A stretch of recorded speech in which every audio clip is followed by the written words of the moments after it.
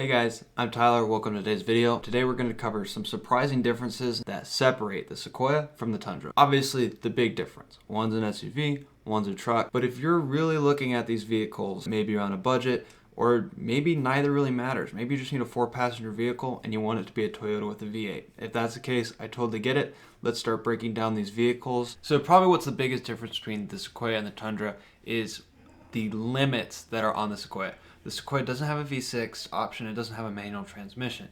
Basically, all you're doing is you're buying a V8 Sequoia no matter what. You're picking rear-wheel drive or four-wheel drive, and then you're picking what interior trim you get, what model year you get. On the Tundra, you've got TRDs, SR5, limited, regular cab, access cab, eventually a double cab. You've got a manual transfer case and electronic transfer case if you're picking between V6 trucks. There's a ton of different options. Sequoia is a very limited vehicle. In general though, the Sequoia does trend the way the Tundra goes.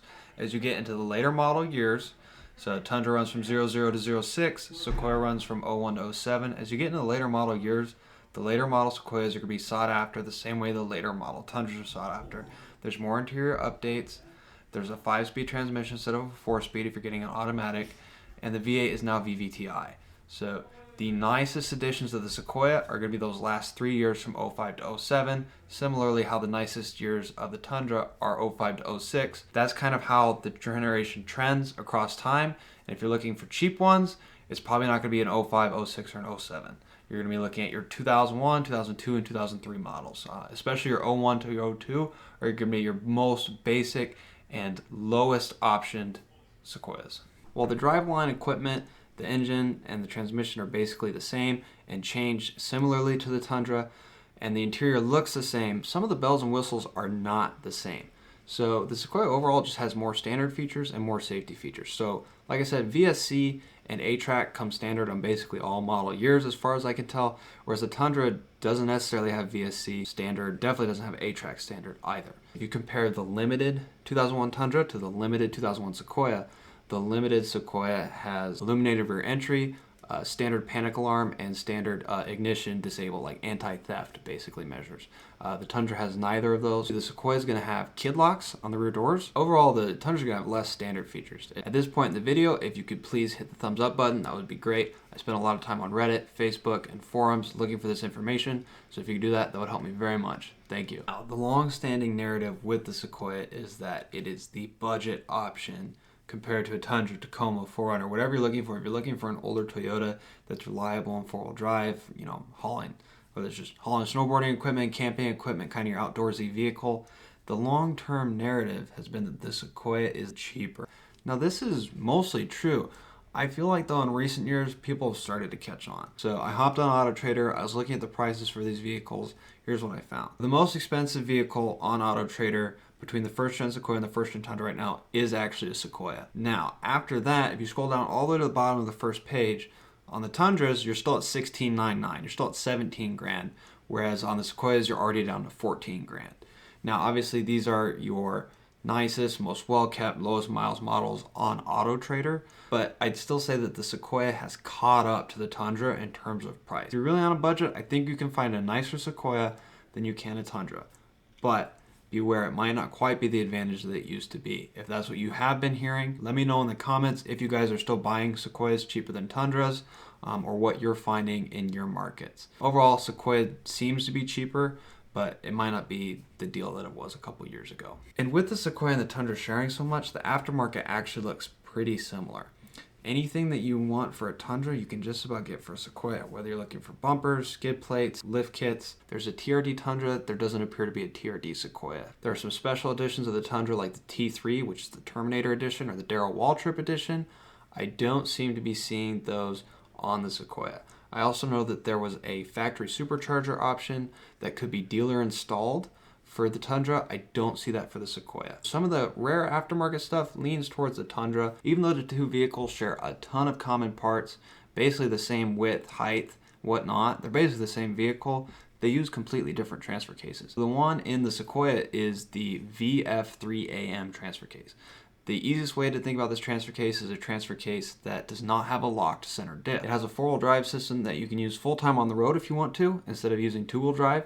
So if it's rainy, slippery, just patches of snow or ice, you can use an all-wheel drive that's street-friendly, or it has an off-road 4-high center diff locked, and then of course it has a 4 low with the center diff locked. Some of them you're going to be able to get that lever for 4 low, and it looks like some of them are going to be fully electronically actuated. The earlier model years appear to be the ones that have the manual 4 low shift. The 2001 Sequoia and the 2002 Sequoia cannot lock the center diff independently. From what I'm reading, it only locks when you're in 4 low. Your VSC system, which is basically just cutting the throttle if it detects wheel slippage, and A-Track, which is using the brakes to simulate traction, those also vary from model year to model year. That's the early model years of the Sequoia. A-Track is always on. Usually VSC can be turned off independently and it'll go off automatically in 4 low. So there's definitely some complicated nuance to it. If you really have preferences, you're going to have to shop by model year. It's not the same throughout it. By the time you get to 06, 07, it's actually a Torsen limited slip differential in the center that can bias the rear outputs even more than the previous center diff could. The next biggest difference that you can't see just looking at the vehicle is that the Sequoia has a coil sprung rear end. So while they both have a live axle, a solid axle in the rear, the Tundra has leaf springs, the Sequoia actually has coil springs. This is beneficial. This is going to mean better ride quality. Sequoia is very large. In fact, it's larger than, at the time it came out, it's larger than the Tahoe. It was larger than the Explorer. It was compared to the Tundra 2001 to 2001. It is a little bit taller and it is a little bit wider. So that interior is going to be slightly roomier, a little more headspace, and a little more width as well.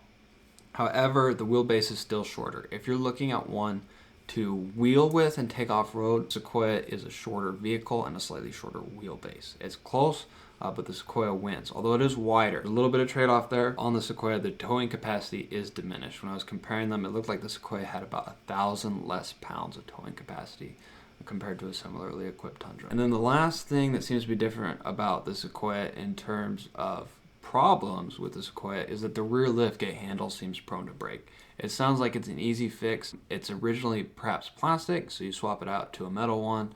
That'll take care of it. It looks like a well-documented issue, but one that's easy to fix. They both share the same faulty lower ball joint design. So if you're looking at buying a Sequoia, be aware of that. Those lower ball joints are going to fail in the Sequoia the same way they do at Tundra. Slightly different part. Obviously, you want the Sequoia specific part, but the protocol is the same. Replace them at the same intervals as the Tundra, about every 100,000 miles or less if you use your rig hard. Make sure to regularly check them and keep up on maintenance. Timing belt, water pump, same deal. You're going to replace those. It's the same exact engine, so take care of that. The VVTi on the Sequoia, that you're dealing with the same secondary air pump failure as you are with the Tundra. It looks like there might be other small noticeable differences. I saw comments about, perhaps the sway bar was attached a little bit differently. So some more similarities between the Sequoia and the Tundra. First is just the overall setup of it. It's the same engine, the 4.7 liter V8, and when that engine goes to the VVTi model in 05, you see the same thing on the Sequoia. When you look at the interiors, they're going to be very similarly set up. Someone described it as a melted jelly bean. Not sure how I feel about that, but it is one way to look at it. Very similar interior. The limited trims are going to look the same. If it was me personally, where I'm at in life, I'm going with the truck. I like the truck bed. I can move stuff around. I can sleep in it. I can camp in it. But the Sequoia is the same. So yeah, that's the big difference. Now obviously, if you got a family, it just makes sense. Get the Sequoia, get the toy hauler. But if you're only hauling around 2 people and you need to figure out which one you want and you don't have a preference, they're very similar vehicles. Obviously, if you want niche things like a manual transmission, it's got to be the Tundra. If you want the gas mileage of a V6, it's got to be the Tundra. But they both have the same engine. They're going to get similar gas mileages. They weigh about the same. They're similar lengths, widths, heights. Very similar vehicles. Some people are going to get more utility out of an SUV. Some people are going to get more utility out of a truck. That is the video. Thank you guys so much for watching. Let me know which one you prefer, Tundra versus Sequoia. What did you learn? Please leave a comment, like this video, and stay tuned for more content. Thank you guys so much.